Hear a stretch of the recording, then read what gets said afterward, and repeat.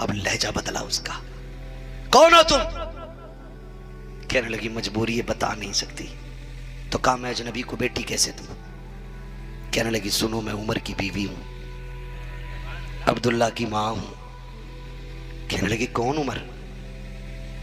کہا وہی جو امیر المومنین ہے. کہا ہاں. عورت کے پیر کانپ گئے.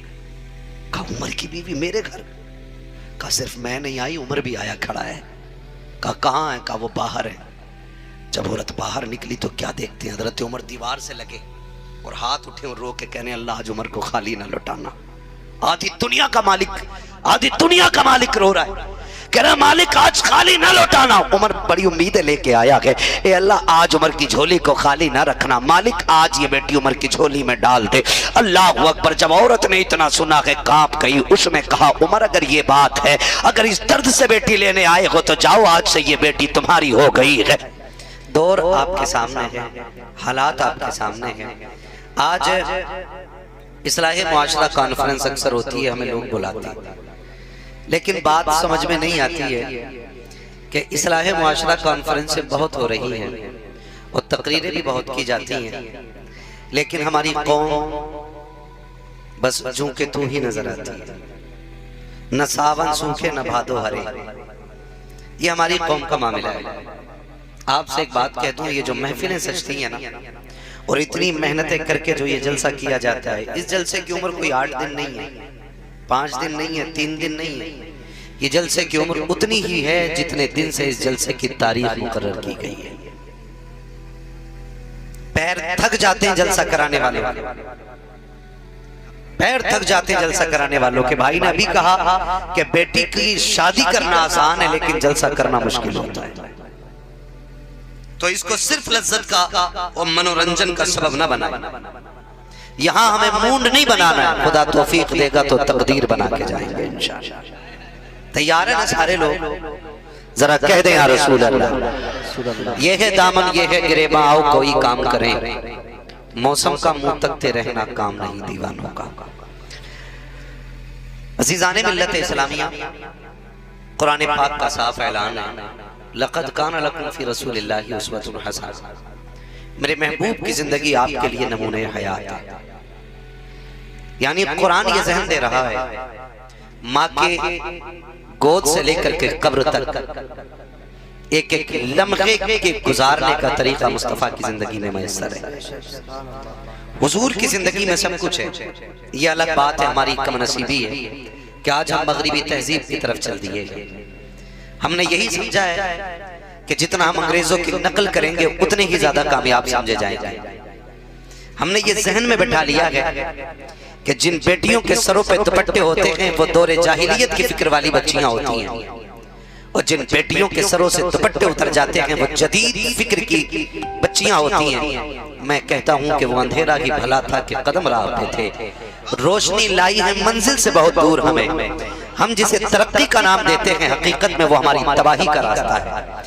ہم جسے کہتے ہیں کہ یہ کامیاب ہے، حقیقت میں وہ سب سے بڑا نامراد شخص ہے کہ جو مغربی تہذیب میں جا کر کے ڈوب گیا ہے. آپ سے پوچھنا چاہتا ہوں، یہی بستیاں ہوتی تھیں اور یہی گاؤں ہوتے تھے. کبھی ان کی چوکھٹیں اتنی اونچی ہوتی تھی کہ لوگ فخر سے چوکھٹ دیکھ کے سمجھ جاتے تھے چوکھٹ اتنی بلند ہے تو بندہ کتنا بلند ہوگا. لیکن آج معاف کیجئے گا، یہ اس دور کی کہانی ہے کہ جب پیسے کم تھے اور دل بڑے تھے. لیکن آج وہ دور ہے کہ پیسے بڑھ گئے ہیں اور دل چھوٹے ہو گئے ہیں. آج میں بالگرام شریف سرکار سید رئیس الاتقیاء سرکار اویس مصطفیٰ واسطی کی بارگاہ میں بیٹھا تھا تو آپ کے چھوٹے بھائی چچو میاں نے ایک بات کہی کہ ہمارے جد امجد نے کہا بیٹے دروازے ہمیشہ بڑے لگانا. کہ ہم نے پوچھا کیوں؟ انہوں نے کہا تھا جن کے دروازے بڑے ہوتے ہیں اللہ ان کے دل بھی بڑے کر دیا کرتا ہے. آج آپ حویلیوں کا جائزہ لیں، آج آپ حویلیوں کا جائزہ لیں. آج چوکھٹیں قیمتی ضرور ملیں گی. آپ کو ساگون سے لے کر کے آپ کو چندن کی لکڑی تک کی چوکھٹیں نظر آ جائیں گی. آج ہر شخص کا پیسہ اس کی چوکھٹ پہ نظر آ جاتا ہے. بندہ کلر دیکھ کے اندازہ لگا لیتا ہے پیسے والا ہے، لیکن دل والوں کا پتہ نہیں چلتا ہے. کیوں؟ کیونکہ جتنی جیبیں بڑی ہوئی ہیں اتنے دل چھوٹے ہو گئے، دل چھوٹے ہو گئے۔ ہم کس روش پہ چلنے لگے ہیں؟ ہماری راہ کون سی ہے؟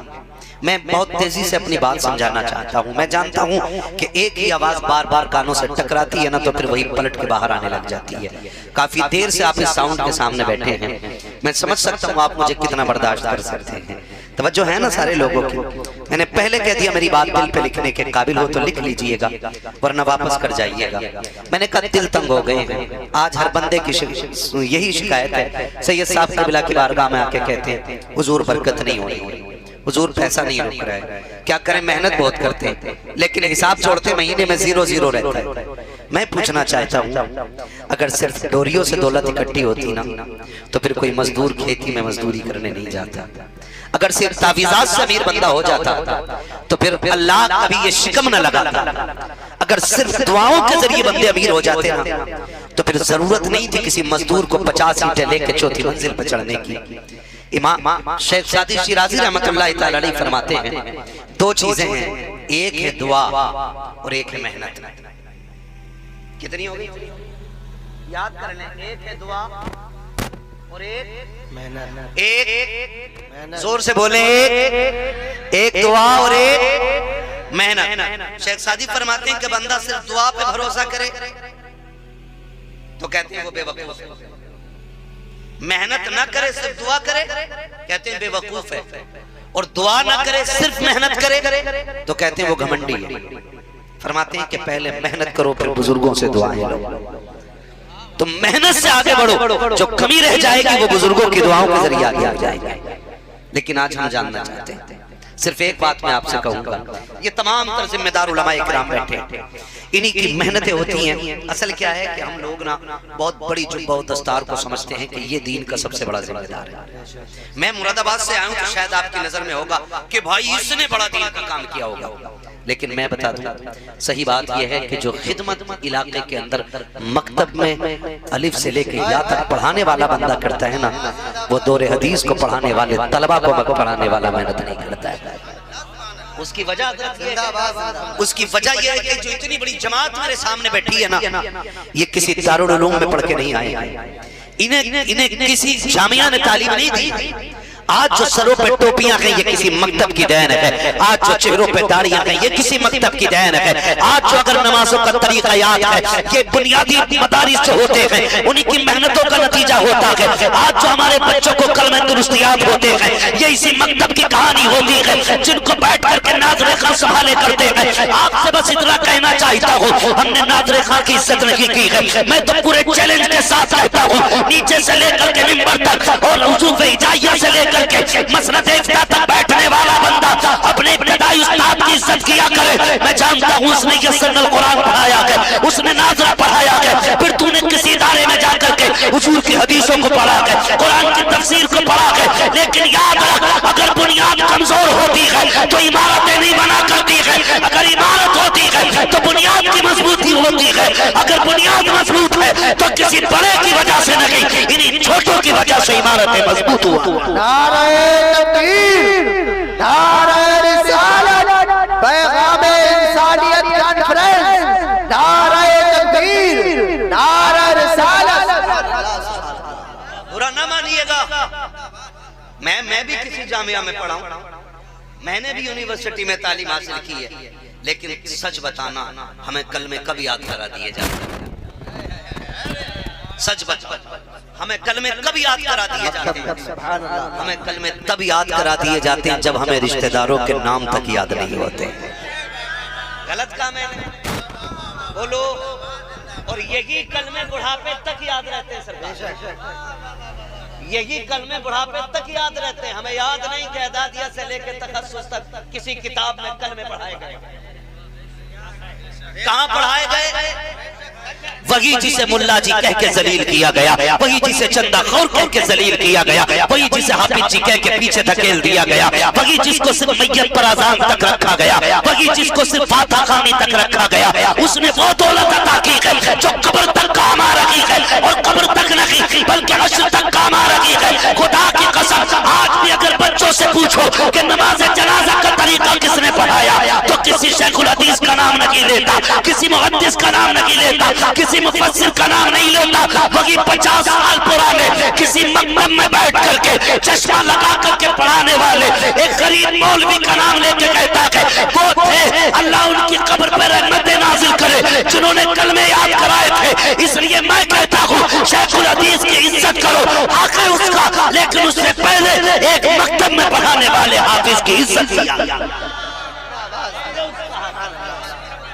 ہم نے ناانصافی کی ہے, ہم نے ناانصافی کی ہے. آپ سے کہنا چاہتا ہوں دور گزرے ہیں ہمارے, دور گزرے ہیں اور آج نہ ہمارے مکتب کمزور ہیں.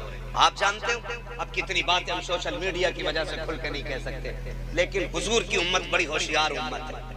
ہم جانتے ہیں اس کی تربیت مصطفیٰ نے کی ہے, ہاں اس کی تربیت حضور نے کی ہے. ہماری قوم کا تو بچہ بھی اتنا ہوشیار ہوتا ہے, پیشاب کی چھینٹ آ جائے نا پاجامے پہ تو کھڑے ہو کے 15 منٹ ٹنکی چلاتا ہے نا. یہ حضور کی امت کا بچہ ہے جو ایک چھینٹ کو بھی دھو رہا ہے. وہ لوگ بھی ہیں جو منہ لگا کے پیا کرتے ہیں. میں مانتا ہوں حضور کی امت ہے, حضور کی امت ہے. ہماری زندہ باد کا ایک بچہ, حضور کی امت کا ایک بچہ ہوشیار ہوتا ہے. صرف میں آپ سے کہنا چاہتا ہوں, آپ سے کہنا چاہتا ہوں, توجہ ہے, کہنوں اگلی بات. سمجھدار لوگ سارے بیٹھے,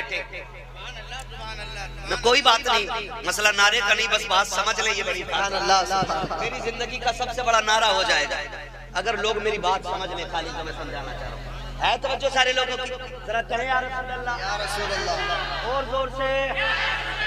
اللہ سلامت رکھے. خدا را آج آتے ہیں لوگ ہمارے مدرسوں کے پیچھے کیوں پڑے؟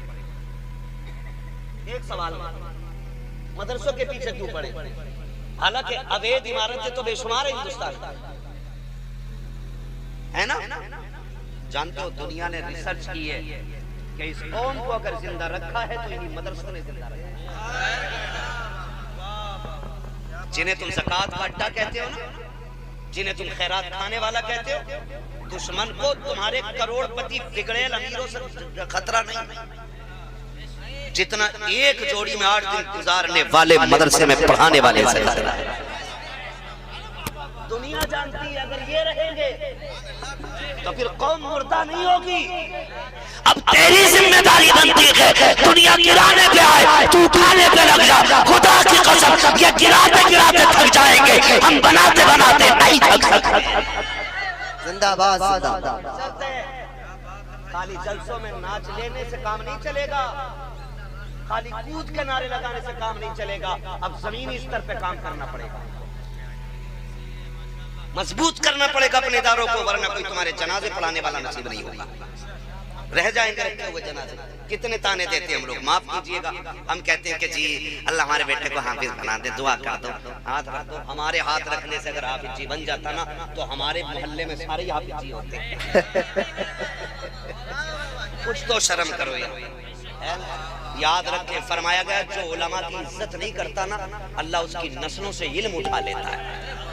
یہ سب سے بڑی سزا ہے, یہ سب سے بڑی سزا ہے, سب سے بڑی سزا یہ کہ جو علماء کی عزت نہیں کرتا اللہ اس کی نسل سے علم اٹھا لیتا ہے. کہتا کیا فرق پڑتا, لونڈے کو IAS بنائیں گے, IPS بنائیں گے, ڈاکٹر بنائیں گے, انجینئر بنائیں گے, نہ بنے حافظ جی. یہ سوچا نا تو سن, زندگی کتنی ہوتی ہے لگ بھگ, ٹھیک ہے نا, 65 70 حد سے زیادہ 200 سال جی لو گے بھائی. اگر جیو گے بھی تو بھائی 150 تک کے لوگ تو ہیں نا, ہے نا. میں کہہ رہا ہوں زیادہ جی لو گے 200 سال, آخر موت, آخر بولیں سارے آخر مرنا ہے نہیں. اب سنیں اگلی بات. فرمایا گیا پوری زندگی آپ نے نا فیکٹریوں میں گزاری, شاندار آفس میں بیٹھ کے گزاری. زندگی اس کی بھی کٹ رہی ہے جو روز مزدوری کرتا ہے, محنت کرتا ہے, پسینے میں بھیگ کے آکے بچوں کو چند لقمے حلال کے کھلاتا ہے, اس کی بھی کٹ رہی ہے. میں تو کہتا ہوں نوجوانوں سے, کئی بار نوجوان کہتے ہیں ابا تم نے میرے لیے کیا کیا ہے, فلاں کی دیکھو اس کی بلڈنگ کھڑی ہے, اس کی عمارت کھڑی ہے, تم نے کیا کیا, چھپر میں کاٹ دیا. اگر تیرے باپ نے نا مزدوری کر کے حلال کے لقمے کھلائے نا تو اس کے تلووں میں بیٹھا کر اور ماتھے پہ رکھ کے کہا کر تیرا احسان ہے, تو نے چٹنی کھلائی لیکن حرام کی نہیں کھلائی تھی. بیٹھا کرو اس کے پاس. احسان ہے اس کا بھائی, احسان ہے. حرام کے مرغوں سے حلال کی چٹنی لاکھ گنا بہتر ہے, اس لیے کہ غلط دوا ڈال دو تو فصلیں بگڑ جاتی ہے, غلط غذا کھلا دو تو نسل. سمجھانے کے لیے کہا, ورنہ بادشاہت تو ان کے قدموں کی دھول تھی, وہ تو حضور کے وارث بن کے منبر پہ بیٹھے تھے, خلیفہ مصطفیٰ ہیں وہ, تو آدھی دنیا کے مالک ہیں عمر, آدھی دنیا کے. اور جب وہ رشتے کی بات آئی, بیوی نے کہا میرے سرتاج رشتہ کریں نا, بیٹا جوان ہو گیا. کہا مجھے کوئی رشتہ ہی نہیں مل رہا. کہا اتنے بڑے حکمران ہوں, لوگوں سے ملنا جلنا ہے, کہاں کہاں کے سفیر آتے ہیں, تمہیں بہو نہیں مل رہی. تو بیوی ہوتی ہے بھائی, شوہر منتری بھی ہے تو اس کے لیے صرف شوہر ہے, وہاں منتری نہ بنی ہو ورنہ گھر بگڑ جائے گا. پیر صاحب ہوگے دنیا کے لیے, بیوی کے لیے صرف شوہر ہے نا. خطیب ہوگے دنیا کے لیے, بیوی کے لیے صرف شوہر. بیوی کہتی ہے سنو عمر, جلدی تلاش کرو, بیٹا جوان ہے. ایک دن رات میں آئے, کہنے لگے بہو مل گئی ہے. کہا کدھر؟ کہا صبح چلو رشتے کی بات کر لیں. کدھر؟ کہا رات جا رہا تھا نا تو ایک گھر سے آواز آ رہی تھی, اماں کہہ رہی تھی دودھ میں پانی ملا دے. تو لڑکی کہہ رہی تھی کہ عمر کا دور ہے. تو ماں نے کہا عمر تو نہیں دیکھ رہے رات میں. کہا بچی کہہ رہی تھی عمر تو نہیں لیکن عمر کا خدا دیکھ رہا ہے. کہا اگر بہو بنانا ہے تو اسی کو بنانا ہے. یہ حضرت عمر کا فیصلہ. آج لڑکی کا گھر دیکھ کے کہہ رہا لڑکی ٹھیک ہے, 3 منزل ہے تو ٹھیک ہے, باہر گاڑی کھڑی ہے تو ٹھیک ہے, اپنا بھی ٹھیک ٹھاک ہی مسئلہ رہے گا, کیونکہ حرام کی بلٹ پہ جو بیٹھے گا. اپنے ابا کی اوقات پوری زندگی سائیکل خریدنے کی نہیں ہوئی, اور پرائی بیٹی کی بلٹ کے چکر میں کتا بنا گھوم رہا. میں کتے سے بدتر مانتا ہوں ایسے لوگوں کو جہیز جو مانگ کے لیتے ہیں, اس لیے کہ کتا وہ کھاتا ہے جو ڈال دیا جاتا ہے, اور یہ وہ ہے جو چھین کے ہاتھ میں سے لے جاتا ہے. یہ کتے سے بدتر عادت ہے جہیز مانگنے والے منحوسوں کی. آپ سے گزارش ہے بہو اس کی بیٹی بناؤ جو شریعت والی ہو, ورنہ پوری زندگی پرخاص شریف کے چکر لگاؤ گے بھوت نہیں اترے گا. اس لیے کہ اترتے ان کے جن پہ چڑھے ہوں, جو پوری بھوتنیے ہوں ان کے بھوت. بولو ڈر کیوں رہے ہو؟ شادی شدہ ہونا گھبراہٹ لگ رہی. اس لیے دیندار حضرت عمر کہتے مل گئی بہو, توجہ ہے, سو تو نہیں رہے نا, مل گئی بہو. کدھر؟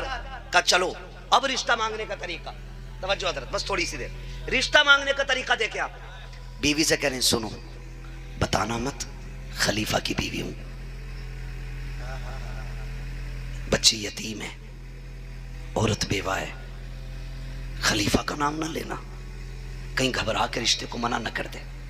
آج تو لڑکا 25,000 کما رہا ہے تو شادی کے رشتے کے ٹائم ابا کہہ رہے آپ کل ہی ڈالے 75,000, دیکھ لو میسیج آیا ہوا. جھوٹ بول رہا تھا کہ رشتہ کر رہا پھنسے. ڈکیتی کے بھی نئے نئے طریقے. ہاں حضرت اتنی کمائی نہیں ہوتی جتنا ڈھول بجا رہا ہے. اور اسی کے نا شادی کے 8 دن بعد محلے سے گزر جاؤ, ارے آپ جی کیسی فاتحہ پڑھی تھی ذرا ہنکو. کہا کیا ہو گیا؟ کہا شادی سے 1 روپیہ نہیں کمایا اس نے. ابے بھائی یہ تو 75,000 کما رہے. ارے کہاں کما رہا تھا ہم نے, اسی لیے تو کہہ دی تھی رشتہ اچھا مل جا. یہ ڈرامے ہمارے. حضرت عمر کہتے ہیں یہ مت بتانا کہ امیر المومنین کی بیوی ہوں, وہ بیوہ ہے, یتیم ہے, ڈر نہ جائے. اور سنو اندر میں نہیں جاؤں گا, تم جانا. یہ حضرت عمر کہہ رہے. دروازے کے باہر حضرت عمر کھڑے ہو گئے, اور بیوی اندر گئی, سلام کیا, بیوہ تھی, جواب دیا. کیسے آنا ہوا؟ کہا سب سے قیمتی چیز لینے آئے تم سے. بیوہ نے مسکرا کے کہا جی ہمارے گھر تو کئی دن کے فاقے ہوتے ہیں, ہمارے گھر کون سی قیمتی چیز. حضرت عمر کی بیوی نے یوں دوپٹہ پھیلایا, آدھی دنیا کے حکمران کی بیوی ہے, وہ کہہ رہی ہے اپنی بیٹی بھی ہمیں بھیک میں دے کر ہماری عزت میں 4 چاند لگا دو. اور بیٹے والوں اس طرح بیٹیاں مانگی جاتی ہیں, کسی کی جوتیاں توڑ کے ذلیل کر کے اس کی بیٹی کے رشتے میں ہاں نہیں کیا جاتا. بیٹیاں ناز کے ساتھ لیا کرو, اس لیے کہ بیٹی حد سے زیادہ نازک ہوتی ہے. مرد 100 بار ٹوٹے گا سیدھا ہو جائے گا, بیٹی 1 بار ٹوٹ جاتی ہے کبھی سیدھی نہیں ہوتی ہے. اس لیے اسے توڑنے کی کوشش نہ کرنا. کتنی بار توڑا گیا، کتنی بار توڑا گیا، 6 بار باپ نے 10 ہزار اٹھا کر کے، غریب باپ نے ادھار اٹھا کر کے دیکھنے والوں کے پیٹ بھرائے، 4 دن بعد جواب آیا بیٹی پسند نہیں آئی۔ مر نہیں جاتے؟ تمہارے پتوں میں کینسر نہیں ہو جاتا جب تم غریب کے ادھار لی ہوئی رقم کو حلق تک کھا کے نہ کہتے ہو؟ کھانے سے پہلے منع کیوں نہیں کیا تم نے؟ کم سے کم غریب 10 ہزار کا مقروض تو نہیں ہوتا؟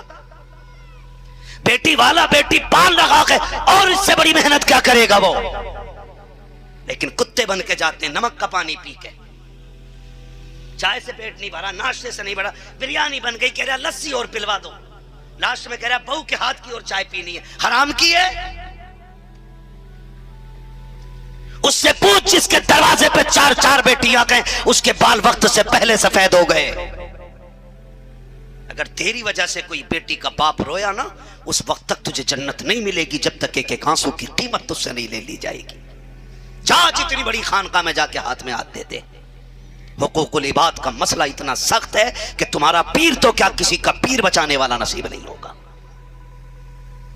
ڈریں اس چیز سے، تیری وجہ سے کسی کی آنکھ میں آنسو نہیں آنا چاہیے۔ سارے اعلیٰ حضرت والے لوگ بیٹھے، سن دل کیا چیز ہے۔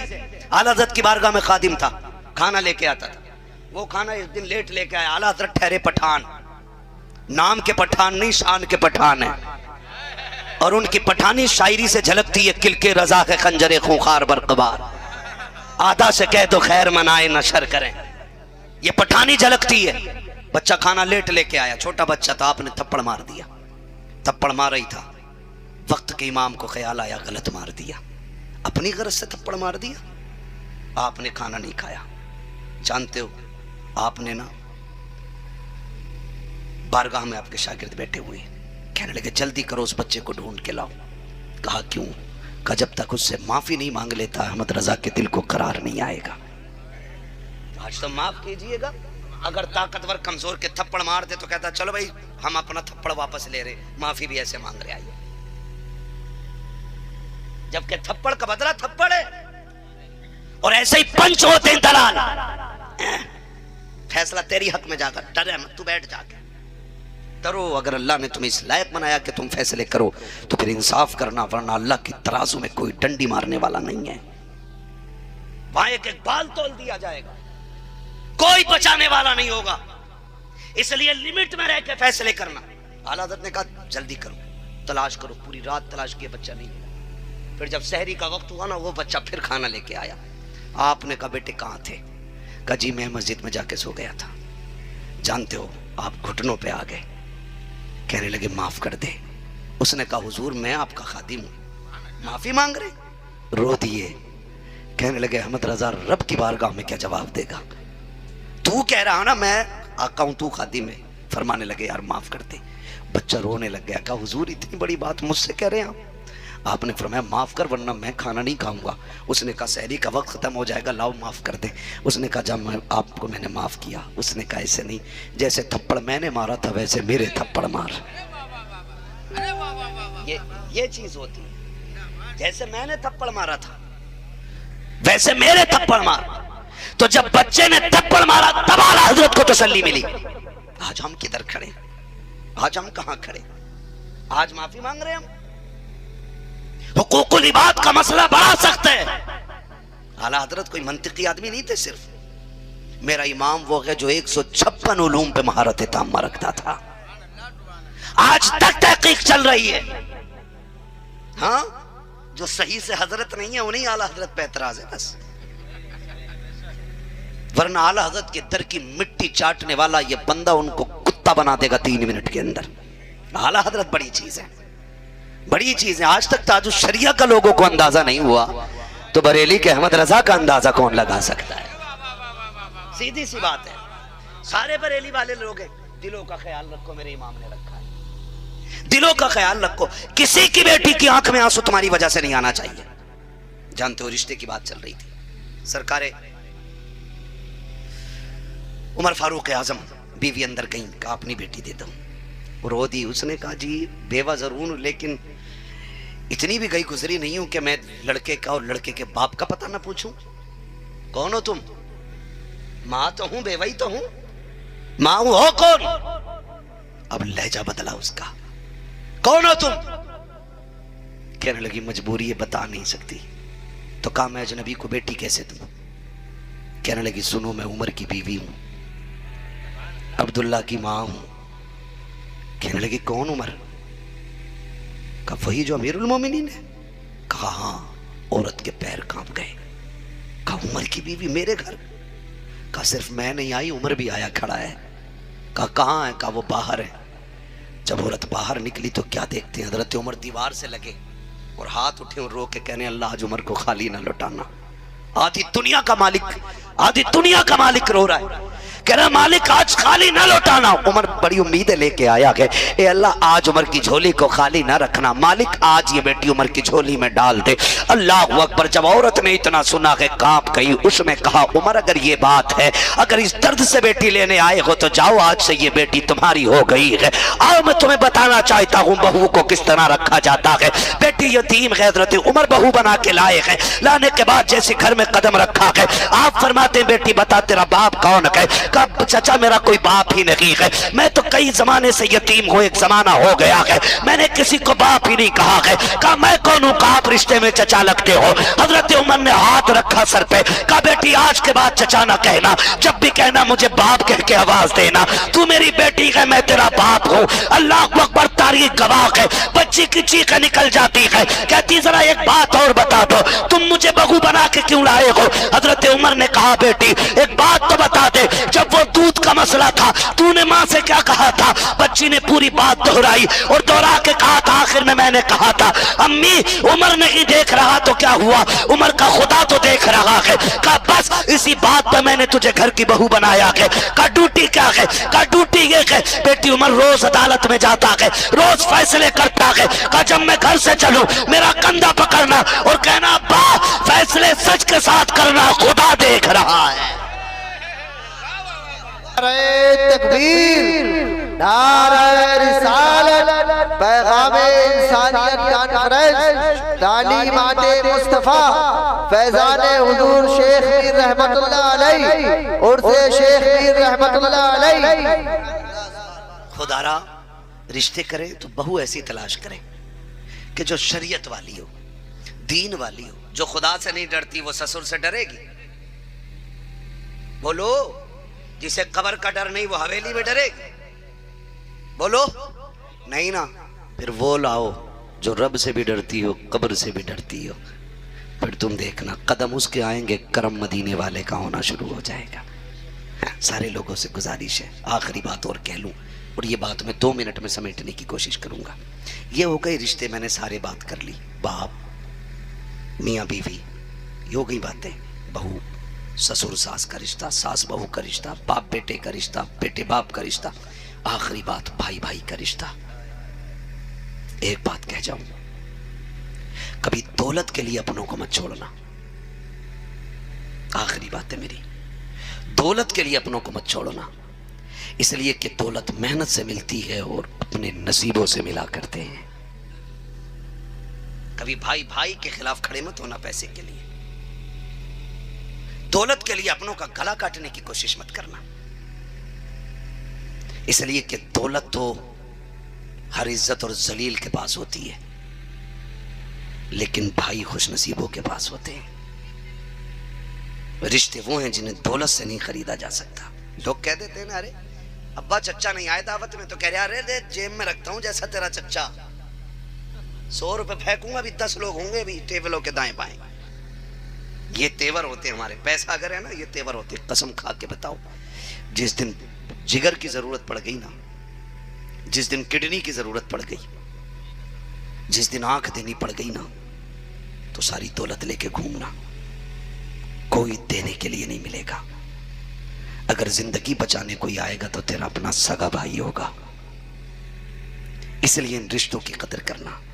اکثر یہ دیکھا جا رہا ہے ہمارے اس دور میں، جس پہ پیسہ آ جاتا وہی لات مار کے نکل لیتا، جس پہ پیسہ آ جاتا وہی لات مار کے نکل لیتا۔ نہ کریں، نہ کریں۔ حضور نے وہ سبق پڑھایا ہمیں محبت کا کہ جہاں ابو بکر کھڑے تھے وہیں بلال کو لا کے کھڑا کیا، اور پھر کروٹ میں عمر فاروق اعظم کو کھڑا کر دیا۔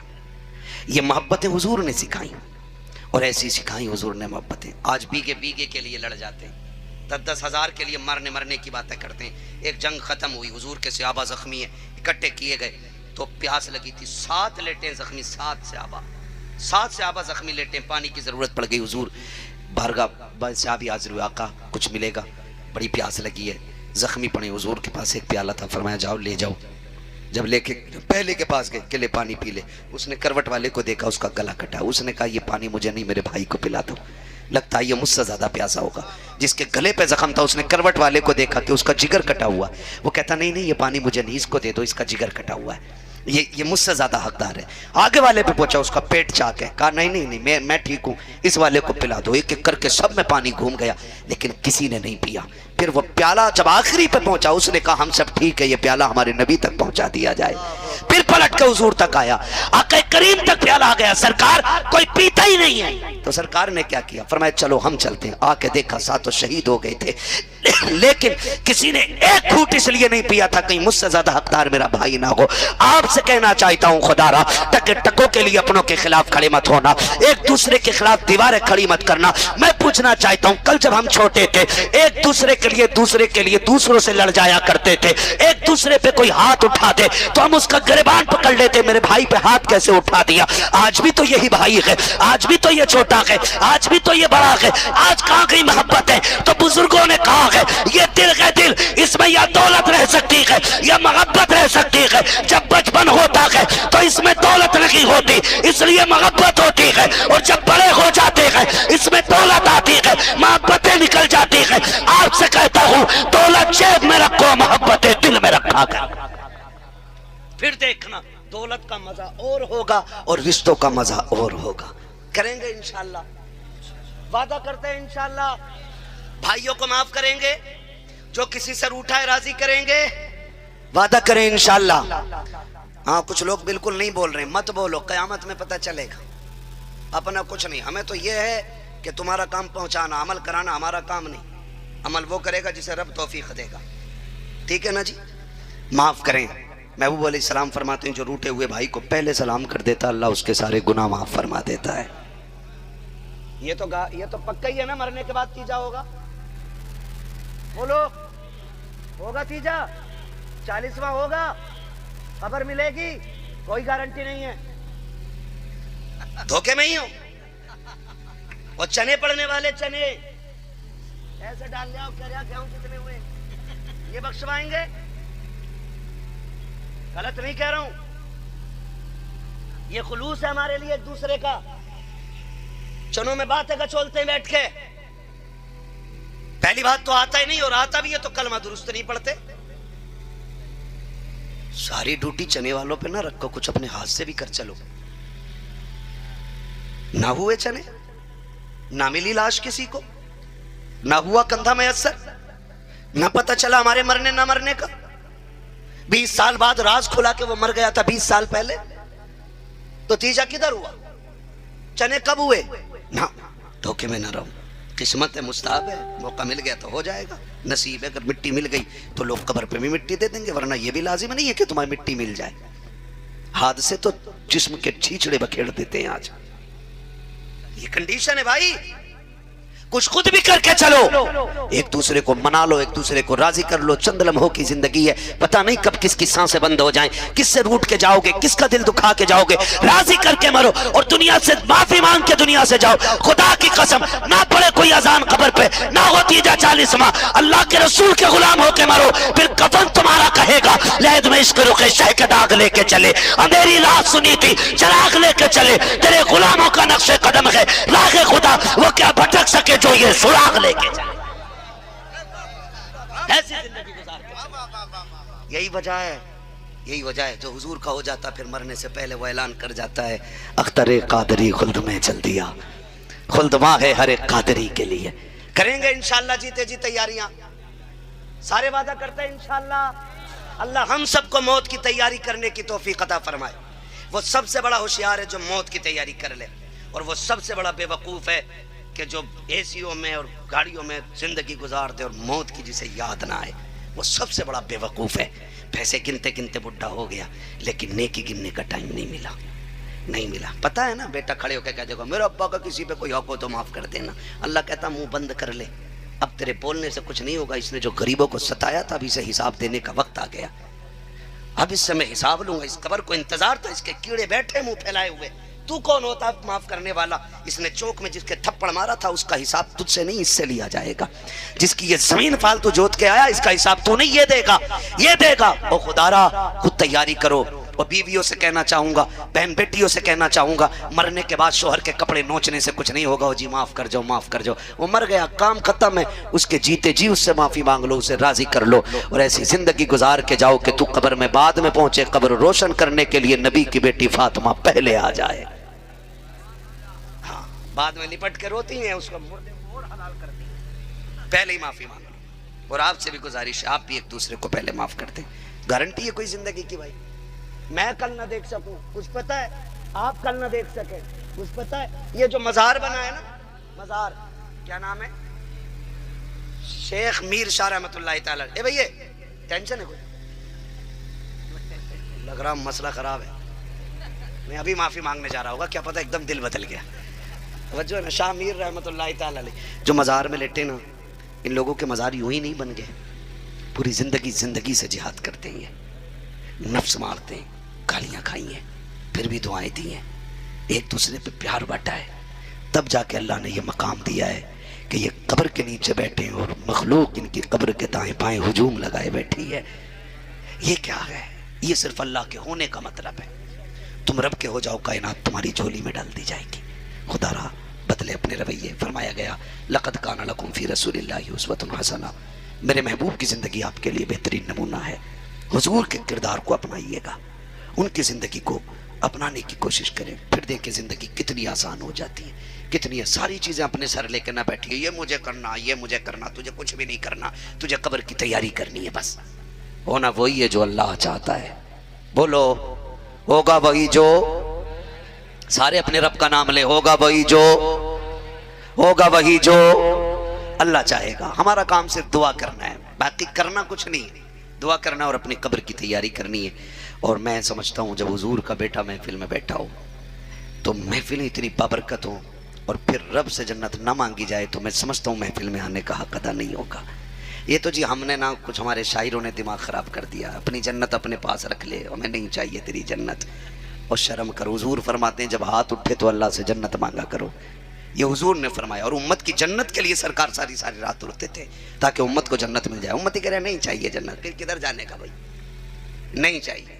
اللہ سے جنت مانگو. اللہ آج کی رات کے صدقے ہم سب کو جنتی بنا دے. سارے بولیں آمین.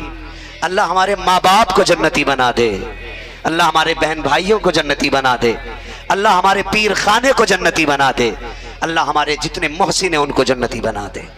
ٹھیک ہے نا, بس جو ہوئے اغلاط ان کو معاف فرمائے رب کائنات. زندگی نے دیا ساتھ, پھر ہوگی ملاقات. چمن رہا پھول کھلیں گے, زندگی رہی پھر ملیں گے.